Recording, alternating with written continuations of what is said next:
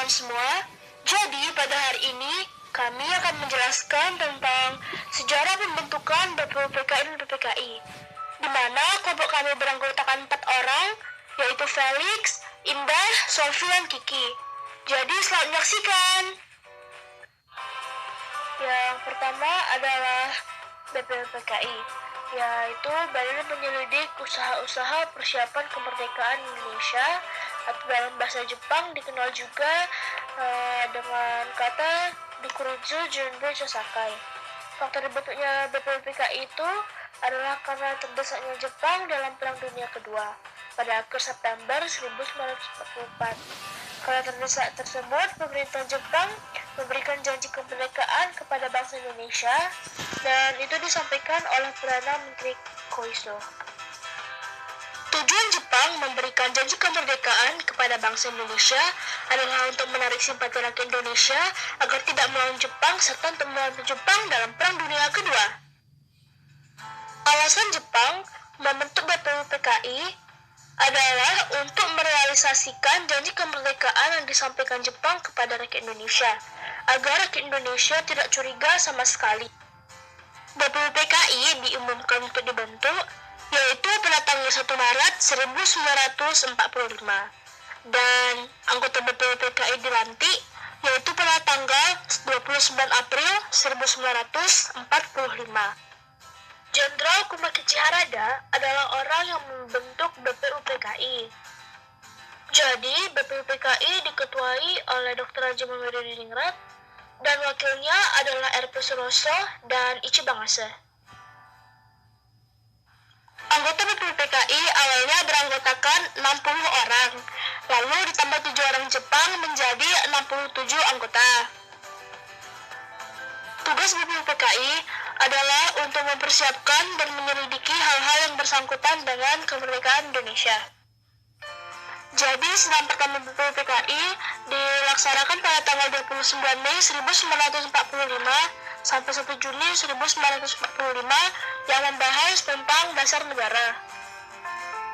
Jadi, ada 3 tokoh yang menyampaikan usul mereka tentang konsep dasar negara.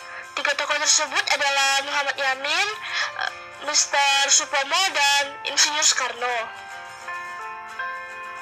Jadi, usulan pertama disampaikan oleh Muhammad Yamin dengan cara pidato pada tanggal 29 Mei 1945, yang isinya adalah peri kebangsaan, peri kemanusiaan, peri ketuhanan, peri kerakyatan, dan kesejahteraan rakyat.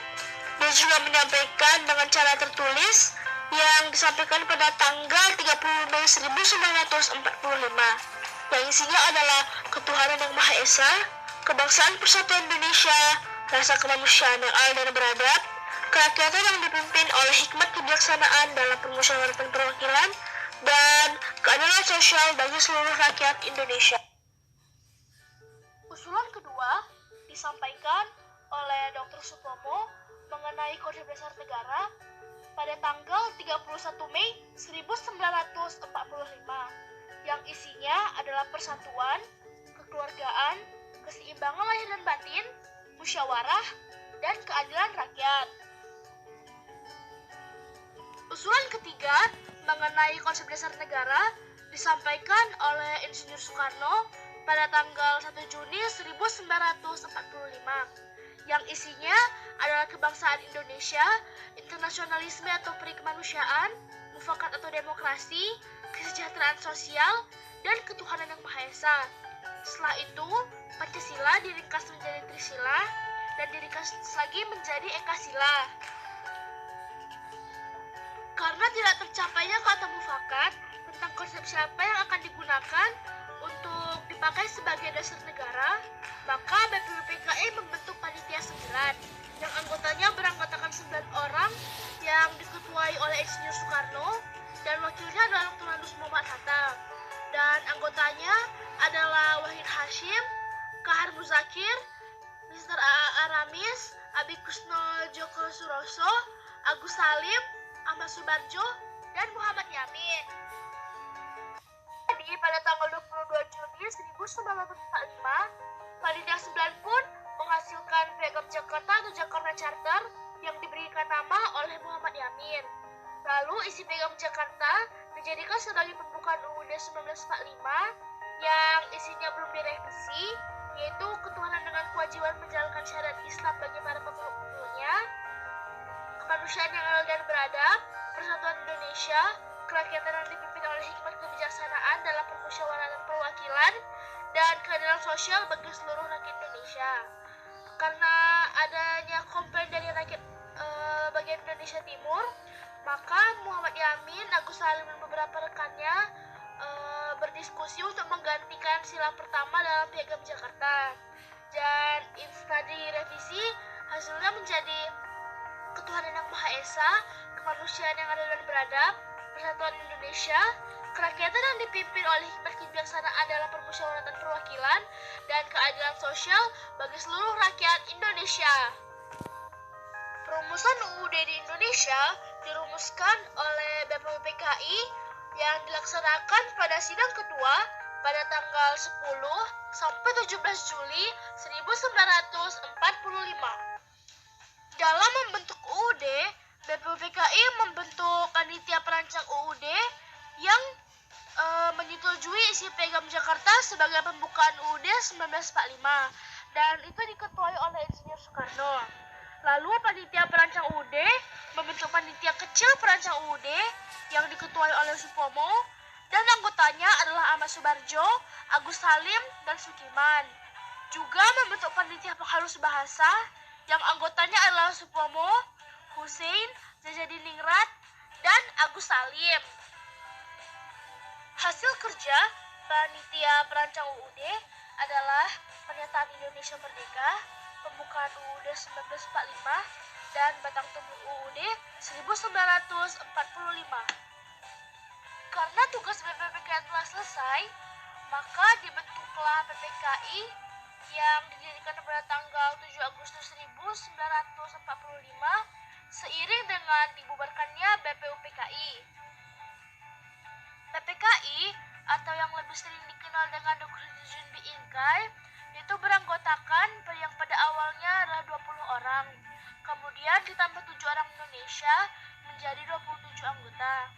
Itu alasannya adalah untuk membuktikan kepada seluruh rakyat Indonesia bahwa PPKI telah bebas dari campur tangan Jepang.